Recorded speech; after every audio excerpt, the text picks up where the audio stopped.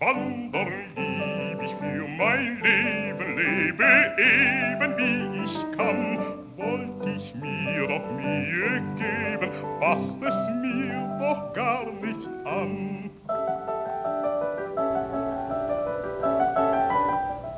Dear Diary, during my wretched days in Siberian prison, the temperature was often minus 50 degrees Celsius, and I would find myself bitterly cold. Many days I would wake up completely frozen. My existence was that of a block of ice. By the time I would thaw myself from the few rays of sunlight that permeated from a crack, night would approach, and I would freeze all over again, for by then the sun had long gone. This all became to be an excruciating cycle of pain.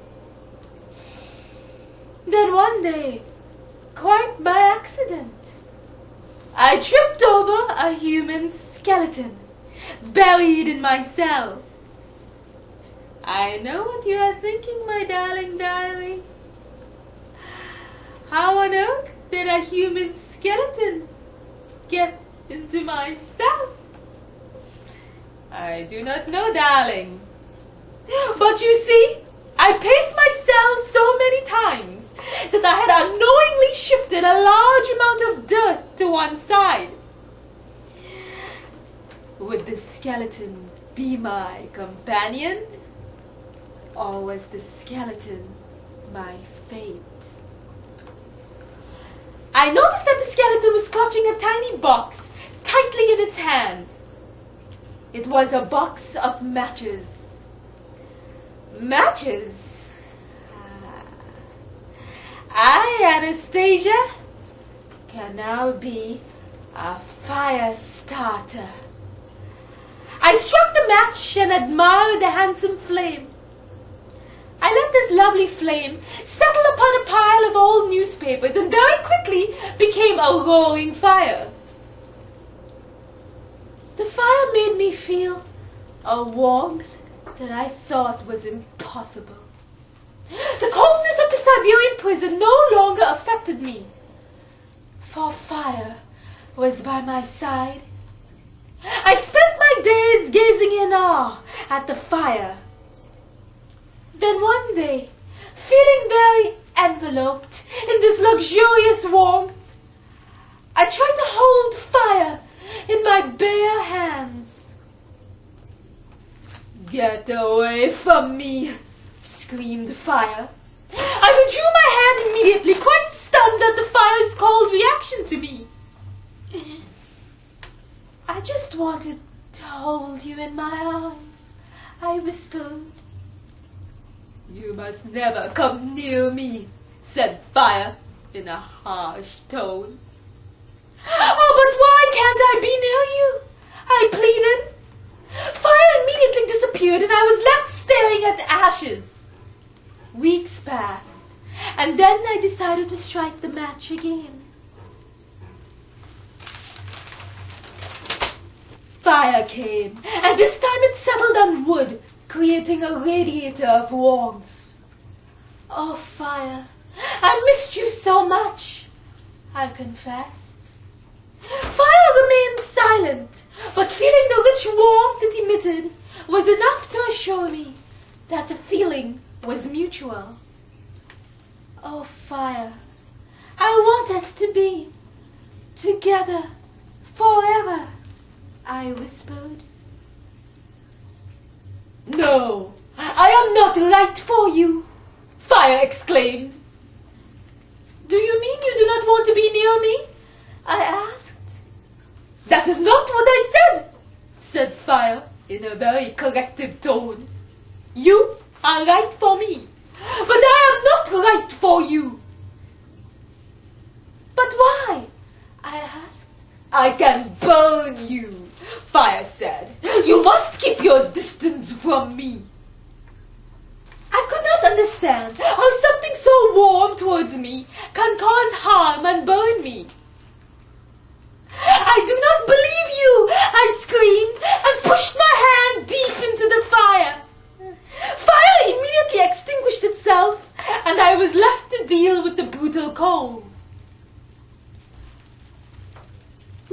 you run away from me, fire? Why? What use are you to me then?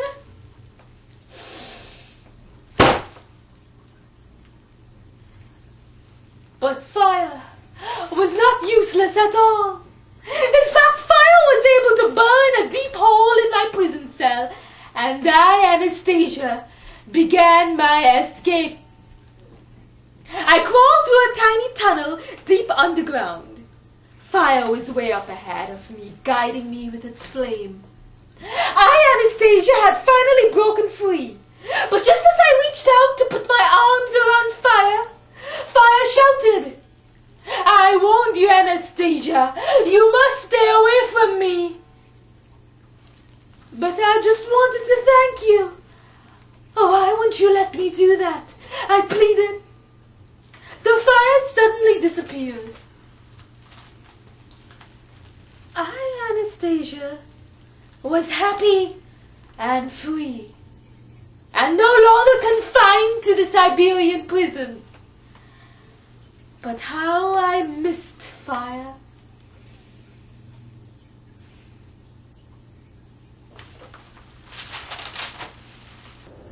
Years passed, and the memories of the warmth of fire still remained. Then one day I decided to pay a visit to fire.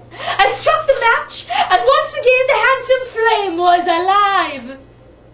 Fire settled on some dead leaves that had blown into my house. I reached out to touch fire again, but it withdrew. "I warned you, Anastasia. I will burn you," fire threatened. "It's not true. You can never burn me," I screamed. The fire jumped high in the air and started to burn everything in sight. Everything except me. Again I reached out, and again fire disappeared. It was then that I realized that not being allowed to be near fire was really what was burning me. And the only way to prevent myself from being burnt was to completely eradicate this flame from my life. Fire reappeared again, but this time I was ready. I threw cold water upon it. Fire was shocked and tried to keep burning, but was very subdued.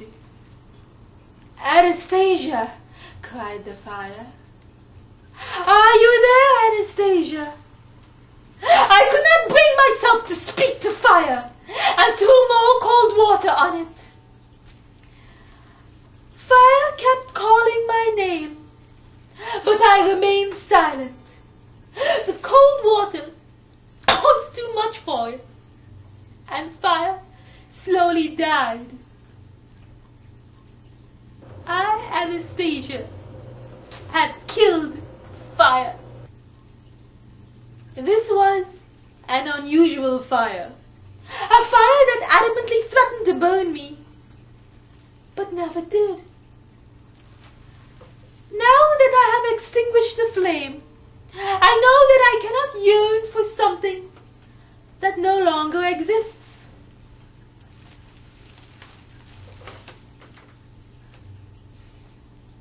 But as time passes, I have begun to realize that I, Anastasia, am blessed. Blessed that I got the rare opportunity to feel the luxury of fire's warmth. A luxury that few would ever experience. Anastasia.